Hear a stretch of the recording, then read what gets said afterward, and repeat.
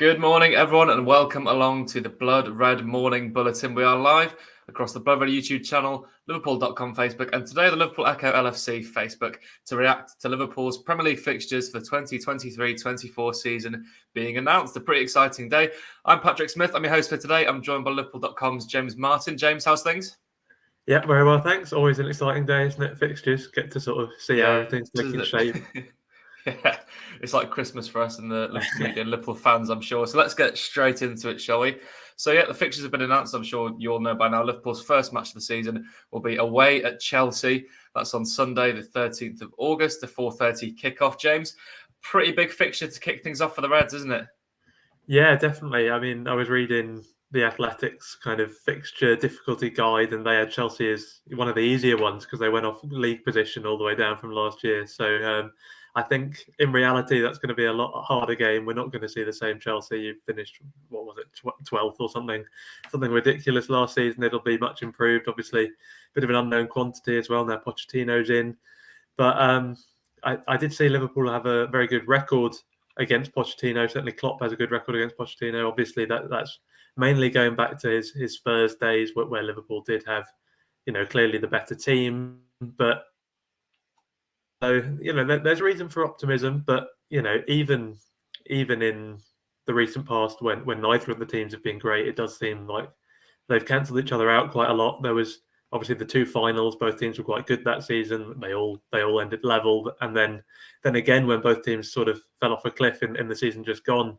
again, it seemed to end the same result, a draw. So it does seem to be just kind of an endless cycle of draws with Chelsea at the minute. But hopefully we can break that and get off to a good start this season. Yeah, it's so strange, isn't it? I can't remember the last time. Can you remember the last time a goal was scored between Chelsea and Liverpool, James? It's going back a while. It feels like it was that Salah one. It definitely wasn't, but I can't actually just get over it. Yeah, it's been so long since we've seen a goal. Wouldn't surprise us to see a 0-0, would it? It'd be interesting to see how they turn up with Mauricio Pochettino as well, and a completely new entity, but hopefully the Reds can get off to a flying start. But it's not exactly the easiest of August, is it, James? I mean, up next, the first home game of the season is Bournemouth at Anfield. A week later on the Saturday, we think that will be, obviously the fixtures are all TBC, so we don't know the exact dates and times yet, but it's Bournemouth at home and then Newcastle away. If you'll just talk through those fixtures, James, because Newcastle away looks like a very tricky one on the third game week, doesn't it? It really does, yeah. I suppose the one kind of silver lining is that comes amid quite a tough run for Newcastle generally. So maybe they won't have necessarily picked up too much momentum. I think they've got their first four fixtures are all teams who finished in the European places. So it's a tough start for them. Hopefully they've kind of stalled already by that point. And Liverpool, maybe have a chance to build up a little bit of momentum with that Bournemouth game in particular. I mean, it doesn't get too much nicer than Bournemouth at home. All due respect to them, but they did well to stay up last season. But if you look at the underlying numbers, they weren't great even after Gary O'Neill came in. It wasn't just the start of the season that was kind of poor for them. There was weakness there, and Liverpool have obviously exploited that. To a large extent in the recent past. So you can't be counting points before you get them in the Premier League, as it's a bit of a cliche, but very much true, as Liverpool found out last season, really. But that one does look like a fairly safe 3 points as far as it comes in the league.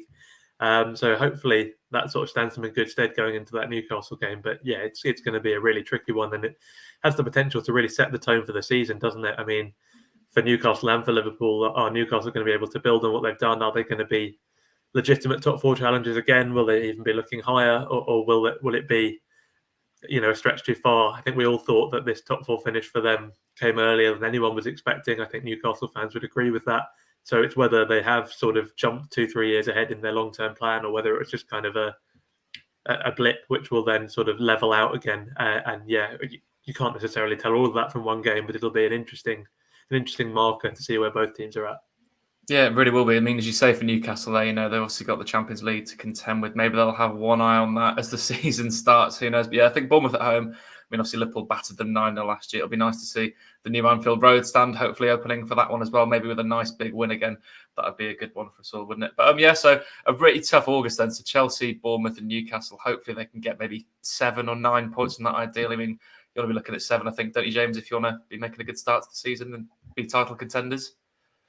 Yeah, I think so. I mean, the goal will obviously be 9. That goes without saying. But yeah, if you come out of those games with 7 points, you're probably doing reasonably well. You have to remember as well, Liverpool are on an 11-game unbeaten streak, which seems odd to say after the season that was, but it did finish strongly, and obviously that's now getting reinforced with new signings. So yeah, it's a crucial time in terms of maintaining momentum as well. You don't often necessarily think of momentum carrying over from one season into the next, but we've definitely seen it. There was that really long Liverpool unbeaten run that spanned 2 seasons. In the I think the title winning season and the one before, it was I think the equivalent of a full campaign unbeaten if you sort of took the two of them together. So there's definitely sort of precedent for Liverpool, maintaining a challenge, maintaining a momentum over multiple campaigns. So I think you need to factor that in as well. You need to sort of think, if we can sort of, like you say, 7 points, that'll be another 3 games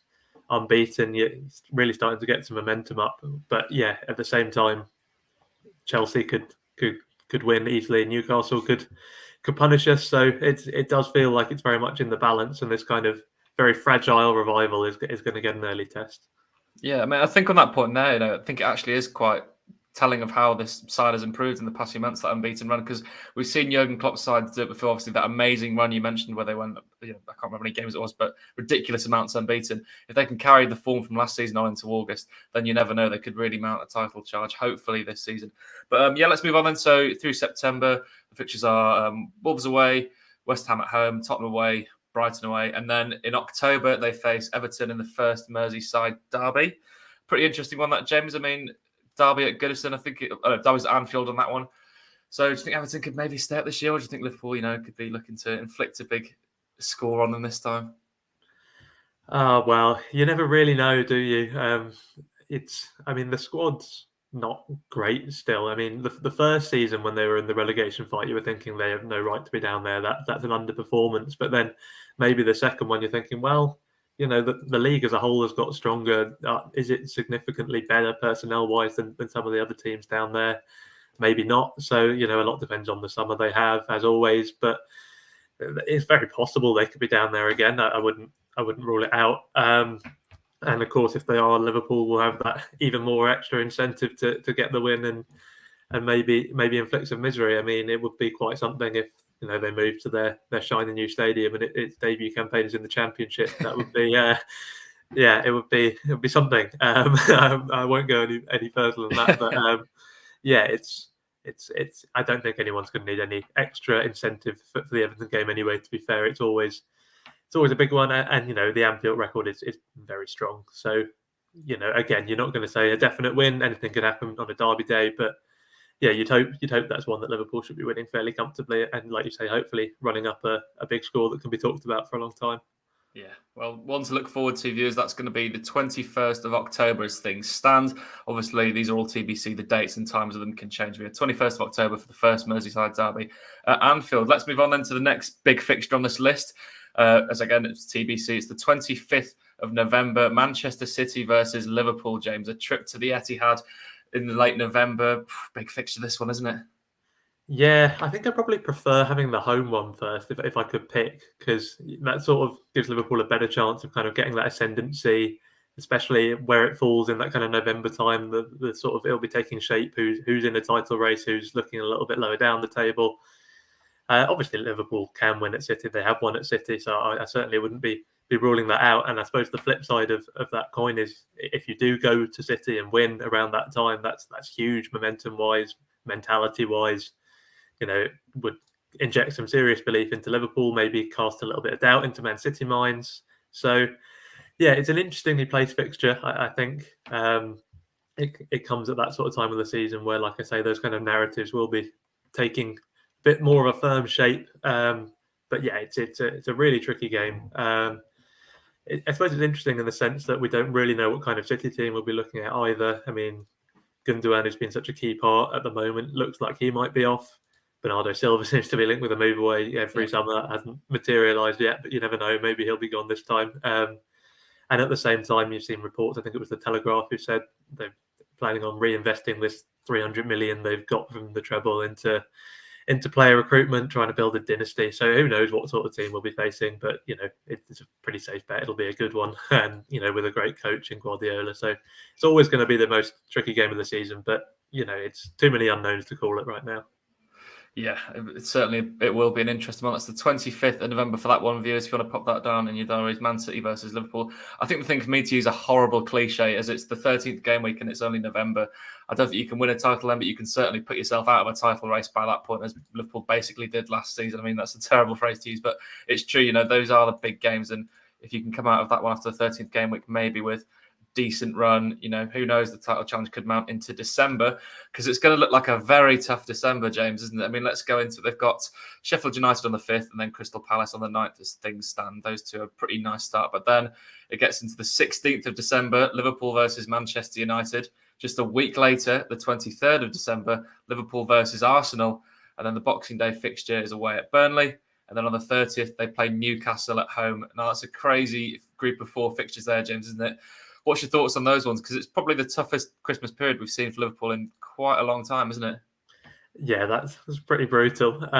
It's it'll be entertaining as a fan. Everyone loves the festive fixtures, and that's about as good as it comes in terms of the big clashes. Whether that's a good thing or a bad thing, I suppose it depends what kind of form Liverpool are carrying into that period. But again, historically, we have seen pretty strong Decembers from Klopp.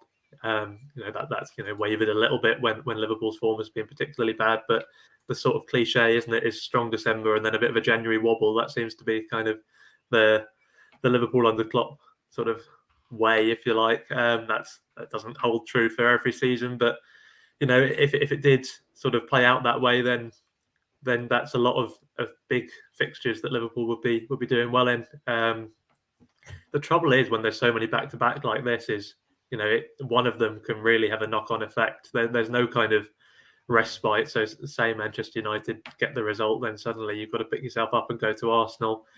And yeah, I think that makes that even trickier. So it's so hard to talk about fixtures without just diving into these cliches, isn't it? But yeah, momentum is the name of the game, and it really all just will shape whether this fixture list looks quite appealing in December or whether it looks like an absolute nightmare.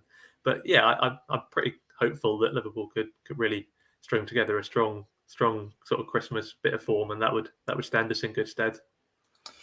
Yeah, I mean, I'm going to use another cliche. I think it will be a season-defining December, because I really do. Because Liverpool have got Man United and Arsenal at home in back-to-back weeks, and then that trip to Newcastle. They're hosting Newcastle, so that's the saving grace, I think, because those 4 fixtures are obviously tricky. I mean, Burnley away on Boxing Day isn't exactly the toughest, but it's always a horrible place to go. You know what sort of match you're going to get, although maybe it's different under Vincent Kompany this time around. But I think the one saving grace of that is they are at home for the Man United, Arsenal and Newcastle fixtures in the space of 2 weeks. So hopefully Anfield can maybe carry them through. Who knows? They'll go into 2024 with a potential title charge on the ropes. But let's go into 2024, shall we?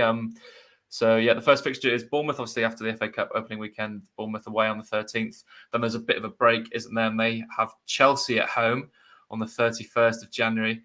And then Arsenal away on the 3rd of February. A tough couple of games there, James, isn't it?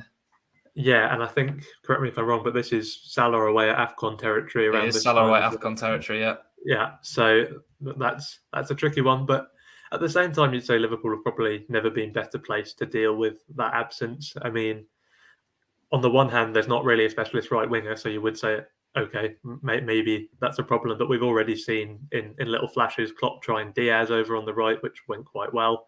Jota's played there a lot. I don't love Jota off the right, but he can do a job. And yeah, it's Gakpo, not necessarily going to play on the right, but there's options there. I've not even mentioned Darwin Núñez yet, potential record signing from last summer. So yeah, even with Firmino leaving, it looks like a pretty stacked attack, and it's not like back in the day when Mane was off as well. So I think there's ways of managing that situation. It's not going to be ideal. Salah's obviously one of the best players in the side, only beaten to Player of the Season last season by Alisson.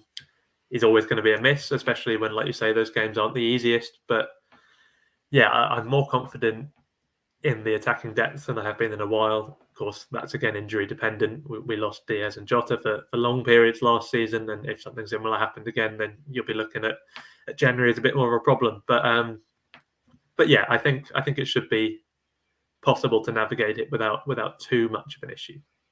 Yeah, I mean, I think the one thing with AFCON this season, while it's been such a problem for Liverpool, previous years, the fact they're in the Europa League, not the Champions League this year, I think will give someone a chance to play on the right wing instead of Mo Salah, maybe a Harvey Elliott, maybe even Carvalho if he stays. Obviously, Ben Doak and Cade Gordon, the youngsters coming through. I'm sure, the majority of those will be getting some time down the right-hand side.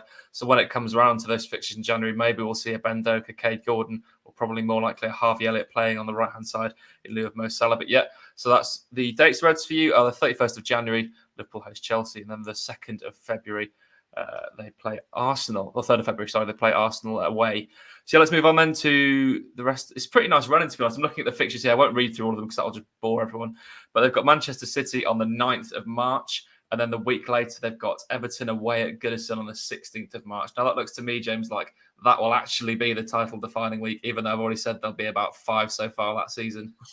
Yeah, that's birthday ruining territory. My birthday's on March the 12th, so that could be no. that could be pretty grim.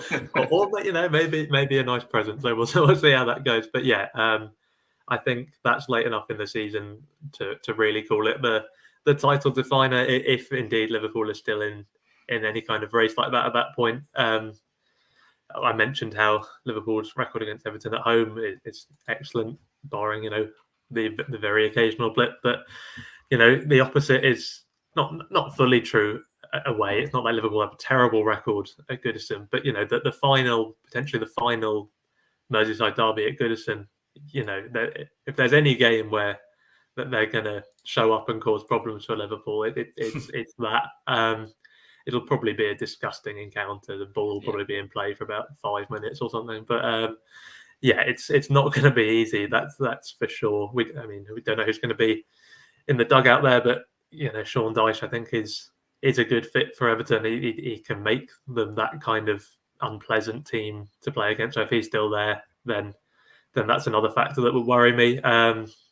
But yeah, I think any Liverpool Everton game, you'd have to say Liverpool going into it as pretty strong favourites, and I think it's going to be a long while before that changes. So it's a worry, but it's not an insurmountable one. And then of course City, we've been over. I mean, at least it's at Anfield, so that's a bonus. And if it is one of these seasons like we've seen many of in the recent past, where Liverpool and City are sort of going toe to toe, then that's going to be just massive, isn't it? That could, we've seen fixtures fall around that time before, where it has defined the season. I mean, there was the famous one, wasn't there, where around about after that point, City and Liverpool both had perfect campaigns, and it just wasn't enough because it was that game that decided it. So could easily see something like that happening again. But if we are in that situation come March time, I think we'll all be pretty happy with that. So we can't get too upset about it. Yeah, I mean, I completely agree with you. I think that definitely is going to be the season defining week. Everyone, make sure you jot this down. It's the 9th of March. As it stands, it might change. Liverpool host Manchester City at Anfield. Massive potential title decider, hopefully, as I say. And a week later, they play Everton away at Goodison on the 16th. But I've also just had a quick Google, James. The reason I think it's definitely the season-defining week is the Europa League round of 16 is the 7th and the 14th of March, which is, overlaps those two fixtures. So they'd probably have a Europa League round of 16 tie. Hopefully, if they're there before Manchester City, and then in between Manchester City and a Merseyside derby. So that could be a really nasty week, potentially. Or it could be a brilliant week for Liverpool. Let's be positive, actually, because, they could go on to win a couple of trophies on that front. Let's hope they do. Anyway, moving on then into the end of the season. It's a pretty nice run-in, to be honest. As I said, I won't read through all the fixtures. They've got Manchester United away on the 6th of April, which isn't exactly the nicest fixture. But apart from that, it looks pretty decent. Obviously, Tottenham at home on the 3rd to last game week, Aston Villa away on the penultimate. And then the last game of the season, James, who else could it be but Wolves at home once again? I mean, not very original with these fixture lists, are they? Yeah, it's weird how there seem to be these recurring themes. Like some of them, you can say there's some kind of rhyme and reason to them. Obviously, Liverpool and Everton always kept apart on alternate weeks for, crowd control, policing reasons, things like that. There are certain kind of quirks of the schedule that can be explained, but when a fixture like this just seems to always happen, it's just luck of the draw, isn't it? But it's a nice enough way to end the season, isn't it? Wolves don't tend to cause too many problems. They don't normally have anything to play for by that point in the season. So yeah, as they come as a kind of recurring theme, it's not one I'm going to complain about. Yeah, I mean, it's going to be an interesting one. I mean, Wolves' financial situation at the moment, I think they are actually in a bit of trouble. So knowing Liverpool's luck, maybe it'll be a title-deciding game where Wolves will be facing a relegation battle. Who knows? But yeah, it's certainly been an exciting one to pan out then. A few big fixtures. And I think that 1 week that we discussed, James, I mean, with Man City and Everton overlapped by Europa League round of 16 ties potentially, that's going to be a mental one. But of course, yeah, Liverpool starting their season away at Chelsea, the big one up first on the 13th of August. 4:30 kickoff on a Sunday, everyone. But for now, we'll wrap the show up there. Thank you so much for joining myself, Patrick Smith, and James Martin. We've entertained you talking through the fixtures and the Liverpool News Daily Show. We'll be back on the Blood Red YouTube channel and Liverpool.com, Facebook, and Twitter tomorrow at 10 a.m. So make sure you subscribe, liked, and following, and check us again tomorrow. But yeah, for myself, Patrick Smith, and James Martin, thank you for joining us. We'll catch you again soon.